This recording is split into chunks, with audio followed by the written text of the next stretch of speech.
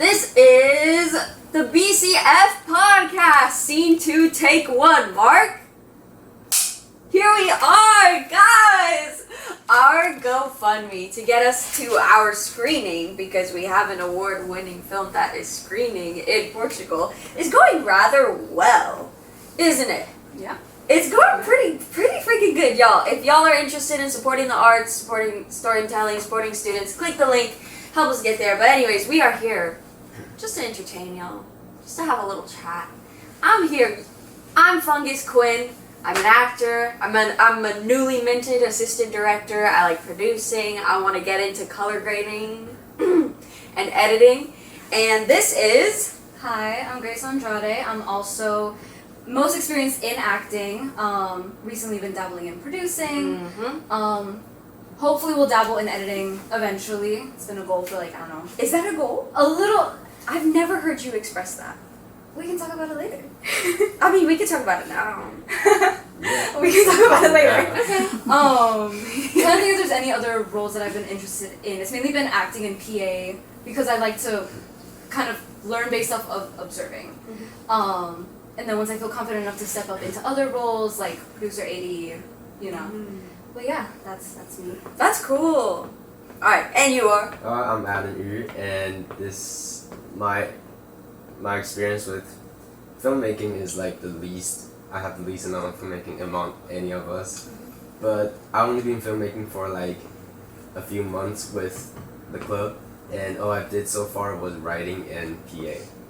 But in the future, I definitely want to try more stuff. And Slate. You did Slate. I Slate. For Voices in Limbo. And yeah, it's a bunch of slates. Yeah, when I didn't want to do it.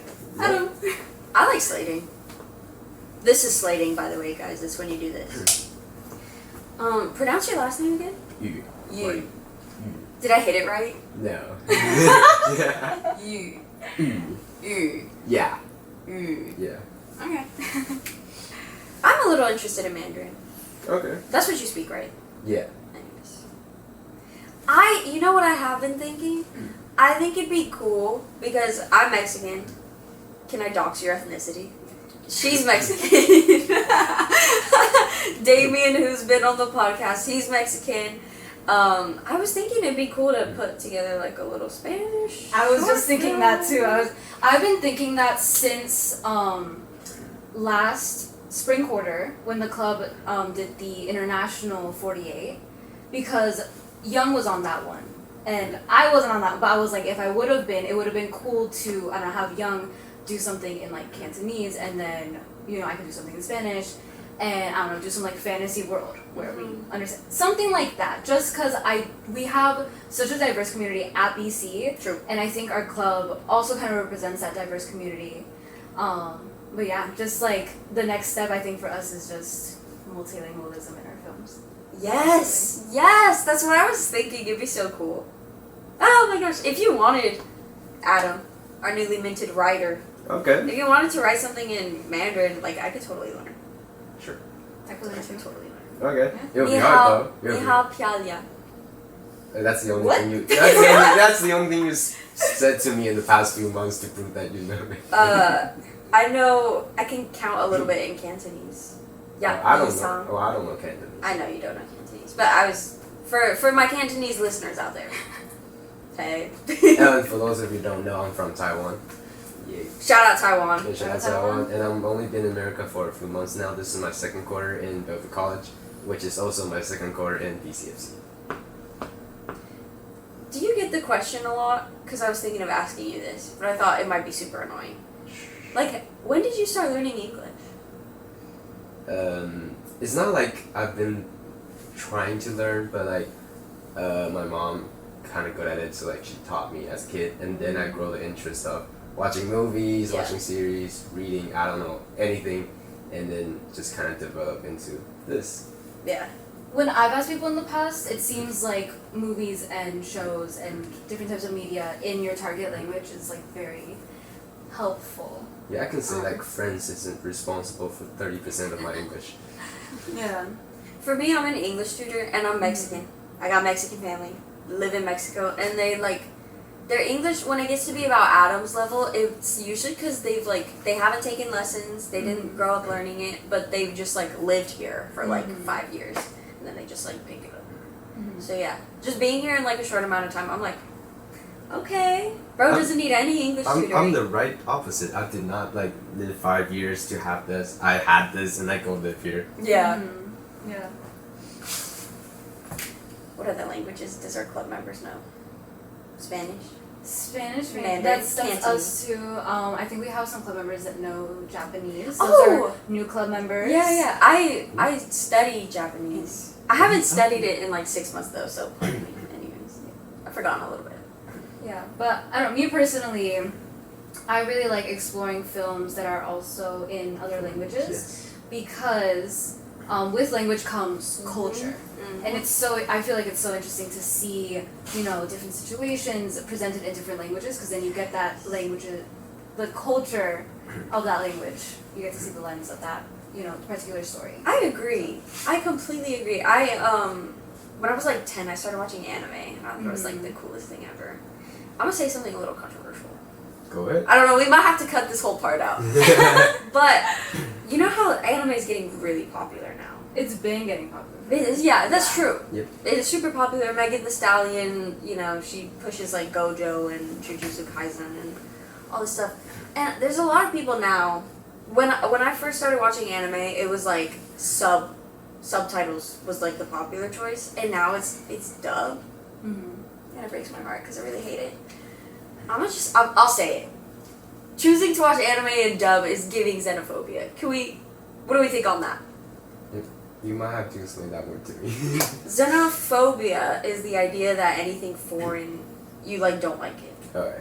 So it's like Americans, they want to watch their Japanese anime, they gotta put it through, like, the lens of, like, an American speaker with their American phrases and terms and ideas and, like, translating, like, Japanese phrases and, like, kind of finding a similar one in American English and, like, putting that out instead of, like, you know, just listen. What I wanted to say is that I'm not sure if I would phrase it as being xenophobic, but I do think there is an importance to, like, the importance of dialogue and what one phrase means in one language or how it might be, you know, communicated in one language. I remember I was watching one of the Rush Hours, might have been Rush Hour 1, and there was, like, a very simple exchange, but, like, just because, I don't know, I've kept an eye on, like, Chinese culture for a while, and I just, like, they chose to say a word in English even though it was two, like, Chinese-speaking characters. And for some reason, it, like, that interaction, like, fell flat to me, because I felt like it would have been more powerful if they would have spoken in Mandarin. Right.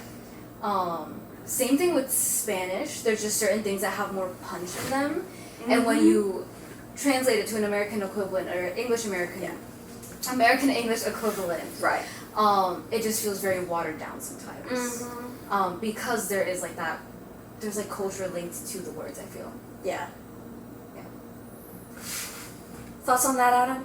But sometimes you're talking about, like, two maybe Chinese people speaking English to each other. Sometimes one thing I felt when I come here is that you cannot be sure if that person speaks Chinese at all. Right. So if you met someone that is like Chinese, Asian, that kind of race, and then you have to make sure they actually know the language before you actually approach them. So there'll always be those cool moments of realization that, oh, why are we doing this whole time speaking English for?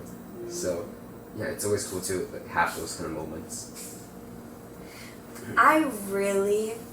Have y'all seen the American Sign Language subtitles on HBO movies? Yeah. Like, Barbie is an HBO movie. Barbie with Margot Robbie. HBO movie. They have what's it called? Like an American Sign Language interpreter. That's just, like, in the corner doing it, and it's super cool. I'm really into languages. I want to be a polyglot. I've studied Cyrillic, Arabic, Japanese, Korean, and American Sign Language.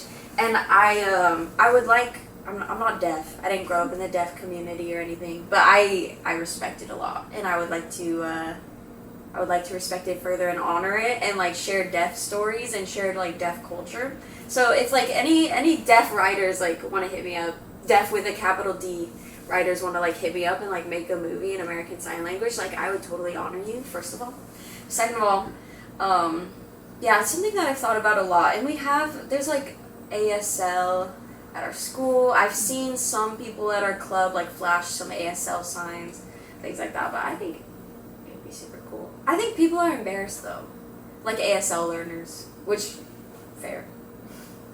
Learning a language is just embarrassing.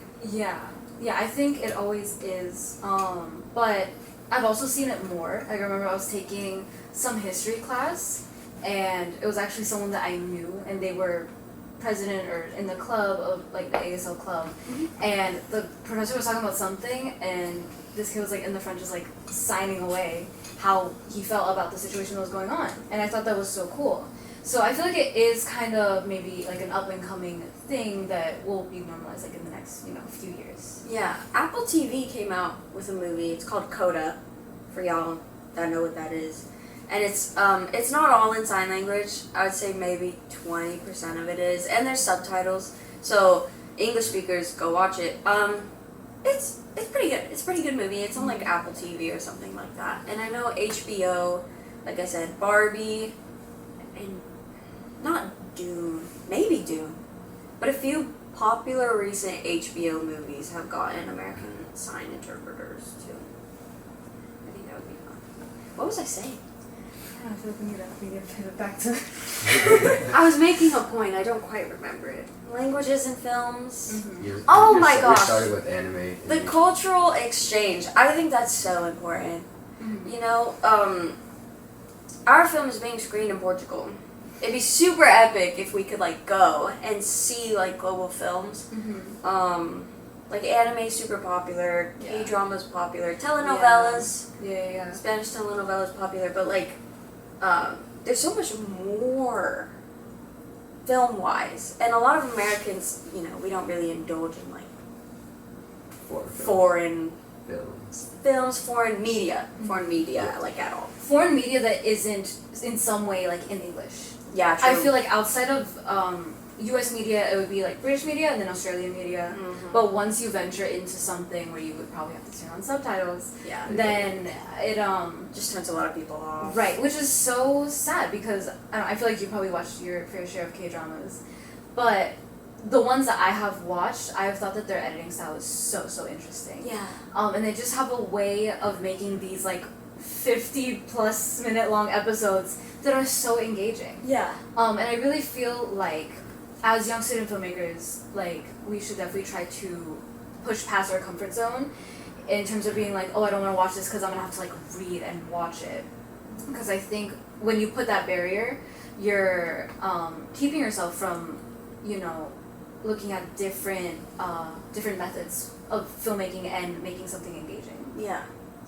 That reminds me of like the TikToks that are like Bollywood, dying in a Bollywood film versus dying in a K-drama. Yeah. You know what I'm talking about, Adam? Yeah, I know what I'm talking about. That's so good. I haven't watched Bollywood movies. I used to watch them a lot, maybe like a few times a year growing up. Mm-hmm. But I haven't watched one in a decade, I'm gonna be so honest. But ooh, they're so like beautiful. The ones that I've seen, the set design is so pretty. Oh my god. Yeah. And just like you said, and like the TikToks say, the different ways of editing, the different styles of storytelling, the cultural impact, I think it would be just so cool for all of us to watch more international films and to go to Portugal and watch some more international films. Plug the link. Put the link on screen. Thank you.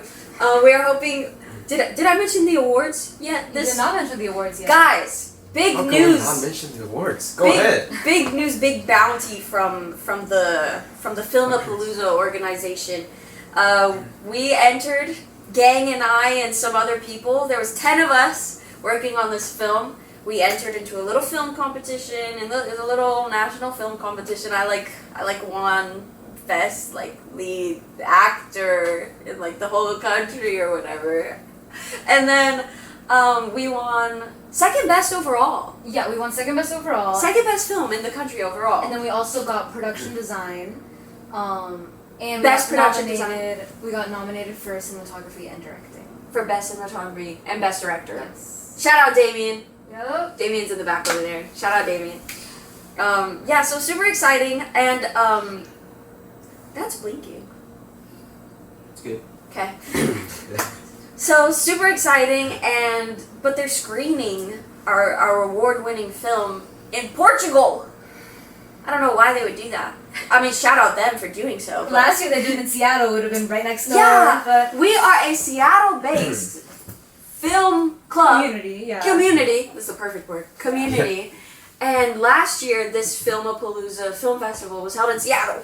But this year it's in Portugal. And now we've won something. And we can't go unless you want to help us out. Oh my gosh, this is a perfect time to thank our two newest donators. 3 actually. We got 50 from Melissa Garbaros. Let me redo that. This is a perfect time to thank our most recent donators. We got 3. This is so exciting. Okay, we got 50 from Michael Hurley. Thank you so much. We got $80 from Anonymous. And we got another 50 from Melissa Garbaros. So thank y'all.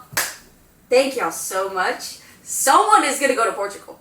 Yep. If even one of us could go and represent our region, represent our school, our community, that'd be so sick. The Seattle film community needs to, I was gonna say revived. I don't know if it would be so much of a revival, but more just like I think we are in kind of a boom. Yes. Have we ever revived? That's what. Yeah, we haven't.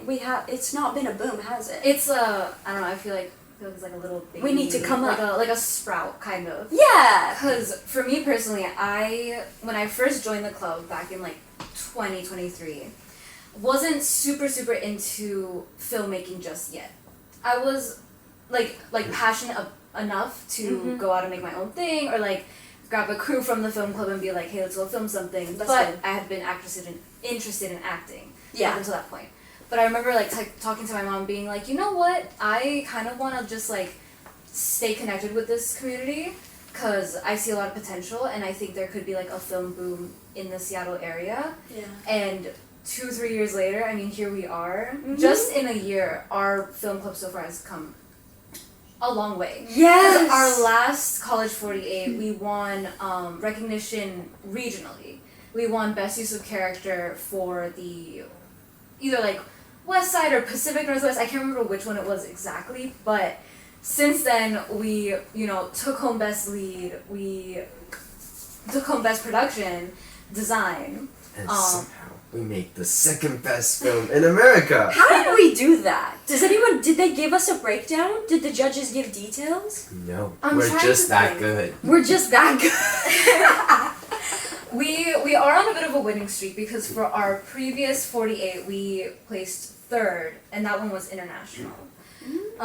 So we're doing something right. Yeah. They I'm trying to remember because I may or may not have been in a drive-through when they announced that we won 2nd place. Yeah. So I was like, watching it. I was watching I was grabbing my order, and then they were like 2nd place. I was like, oh. I know they specified what they liked specifically about your performance. And when it came to production design, they liked our change in locations, and they mentioned something about the umbrellas, Oh, which cool. I thought was very interesting because I feel like it's just very like a Right. Seattle standout, or possibly not, because I know there's like that kind of what is it saying that Seattleites don't use umbrellas. True. So I don't know, maybe we're posers. But yeah, do you remember if they said anything about why we won 2nd? Yeah. No, but we can use this opportunity to talk about this fun story about the umbrella. Which, while we were writing the script, we checked the weather report to see if there's gonna rain the next day where we're supposed to shoot it. And then it says gonna rain, so we had this scene where the guitarist is handing the lead actress the umbrella to make her boyfriend jealous. And we're outside. Yeah, and what's the scene in the script wrote. And then we didn't shoot the whole thing in order. So then after we shot the argument first. In the argument there's a line that says that you didn't give me your umbrella or something like that. Yup. And then when we were gonna just shoot that scene where actually the actual umbrella appears, it did not rain. Yeah, no more rain. It was clear for like hours too, because I feel like we could have gotten away with it if it had like stopped raining like an hour before. There still would have been some like water drops and stuff. It's just a like drought. yeah. So me and Vanya spent what, hour and a half, 2 hours circling around trying to figure out something. Cause the funnest part about the 48 is, I guess, looking back and looking at what challenges we were able to overcome. Because we were originally looking at Walmu Theater, which is just, pretty big venue, but for that weekend they were using it for like a boat show. Oh, cool. And so first night I was like, oh, okay, hopefully this won't be an issue. Second night when we were set to film, we drive by and they're bringing the boats out. And so I'm like, this is gonna work. Yeah. But it kind of worked in our favor because Shobak Soto was so empty. So we didn't really have to fight with anyone for space. Yeah. And it had like some cool lighting stuff going on. My only thing is if there had just been like a hose nearby and we could just like put some water on that like cover area. Yeah. To just like find some way to fake it that wasn't the solution that we ended up with, which was like just spray water bottle. Yeah. Spray the water bottle on the hair, the clothes, yeah, but you know what? Umbrella. At least if the umbrellas didn't end up being distracting with the lack of rain, I think it's a win. So. Yeah. It is a win. It is a win. It is a win. Win is a win. And they gave out these they announced these winners over Zoom. Yeah. Yes. I just wish I could have seen it, you know? Like, I had no idea that was happening. They did record it. They They so did? You said yes. Well, I We tried didn't record finding it. it. You They- could find it? They recorded it on their end. I'm assuming they'll upload it to their website eventually. 48, if you're watching, let us know where that is. True. But yeah. Yeah. I guess I win, I guess. Yeah, that's so cool. Sorry, I'm just putting in my French pin. Shout out French pins, by the way. I love my The range of shout outs go from Taiwan to French. Shout out Taiwan. Shout out David. Shout out French pins. Shout out Grace Andrade, dude. Grace, let me talk about Grace. Oh, right now? Oh, that Right I talked now. about Grace. Let me talk Let's about go. Grace right now. Grace, our producer, our endurer. Oh, that sounded Man. awful. You've been assistant directoring. You've Yeah. been saying that for like 3 hours now. Yeah, true. But Grace, she's our endurer, our producer, our assistant director. Yeah, she pays for a lot of our food, our Domino's pizza. Bleep that out. No shout outs for Domino's.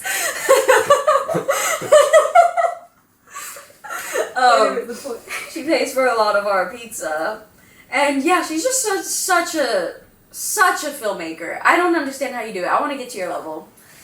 Your commitment, your dedication. None of these films would be done without her. Truly, Voices in Limbo, no. Offbeat, no. The other one, no. The ones that are coming up. The ones that are coming up, no. If they can get done this weekend.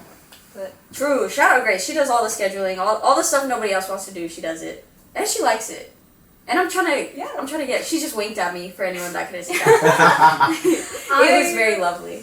I try my best. I'll say that much. I don't even feel like I'm at that level that like you would want to aspire to be. Yeah. I don't see me through your lens, to be so honest. But For sure. it's more so I feel like when it comes to the planning and all that, I'm just like don't get me wrong, I'm not like on the spreadsheet like, oh my god, I love typing in these numbers. Right. I'm just thinking about end result. Like Yes. so many people are counting on me. A whole club. And now it's like possibly a nationally recognized club. Yeah. We have a reputation and we have like I guess we have like a reputation to kind of upkeep. We have a lot of people looking at what we're doing.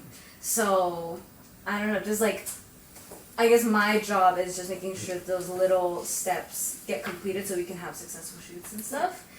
And I don't know, I guess I just go on autopilot. Yeah. No feelings matter and stuff. I remember during the 48, I was just like, okay, shut your brain off. Like, it just needs to get done. It just needs to get done. Yeah. Yeah.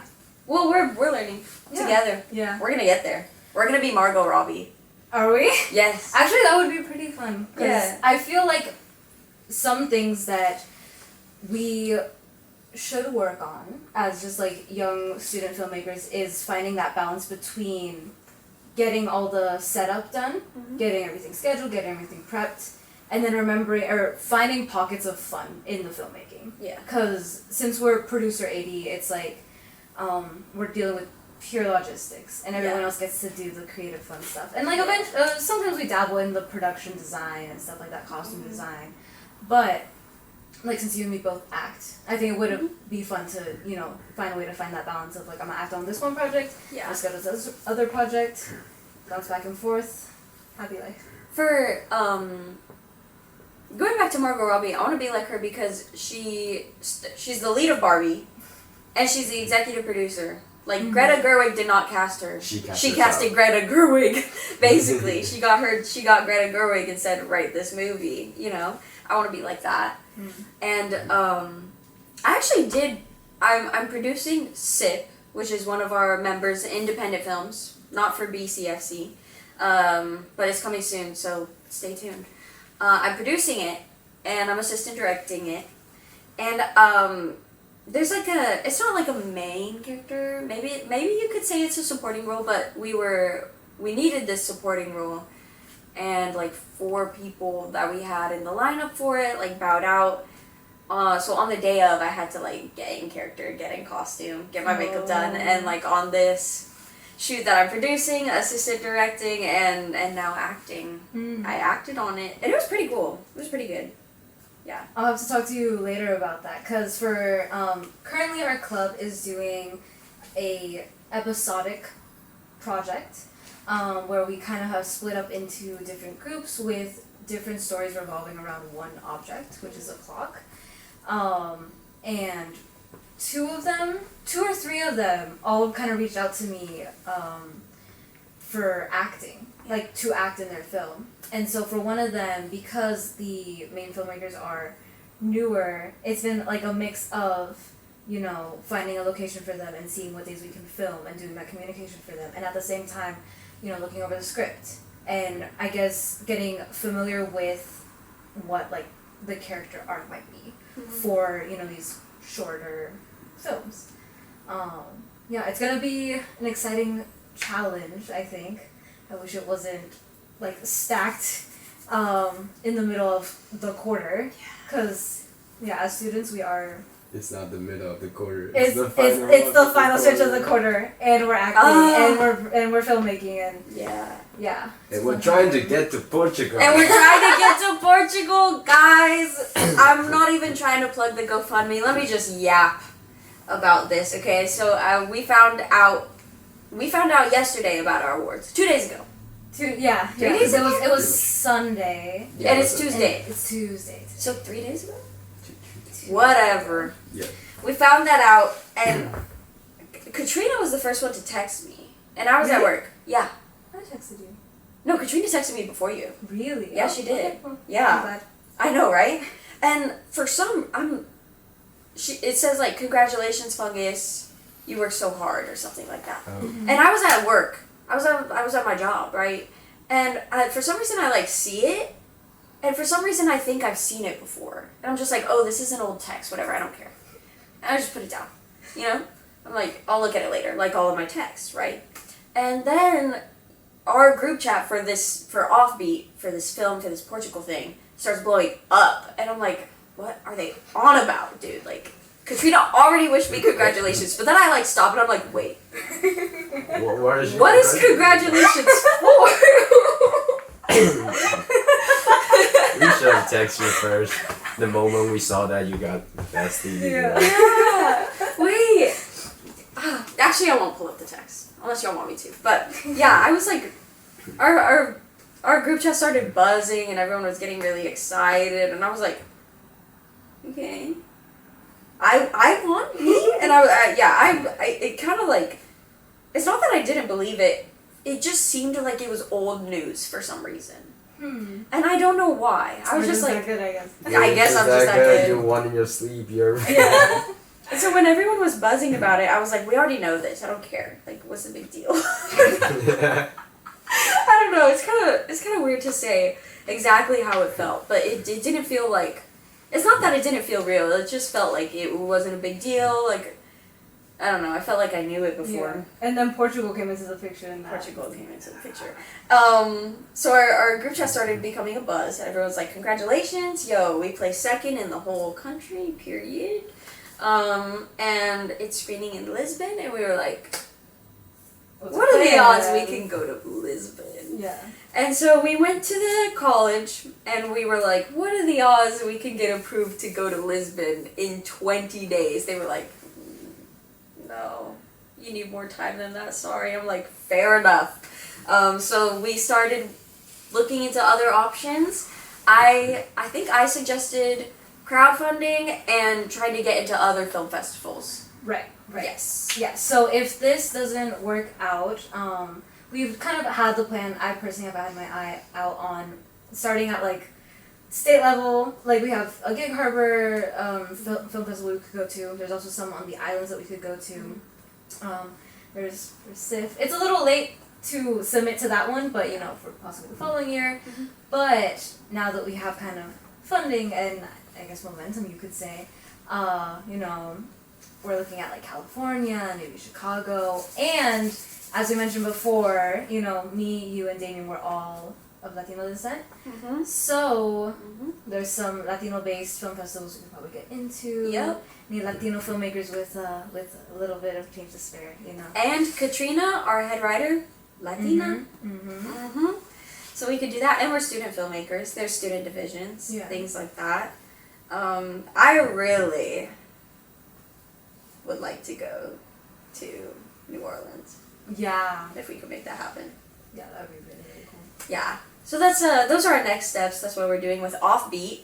And it just kind of, I will say, it doesn't feel real that it won second place. Yeah. Do you feel that way, Adam? Yeah. Right. I think mostly. Yeah, the shocking part is about the Portugal. It's about getting the chance to go to Lisbon.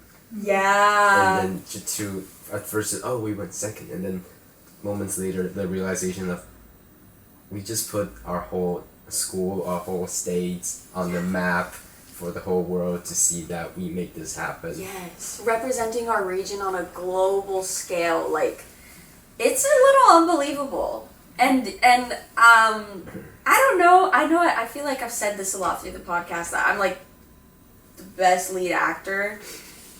I kind of don't believe it. I kind of want to be humble about it. I kind of want to gloat about it and like tell everyone about it and like let y'all know.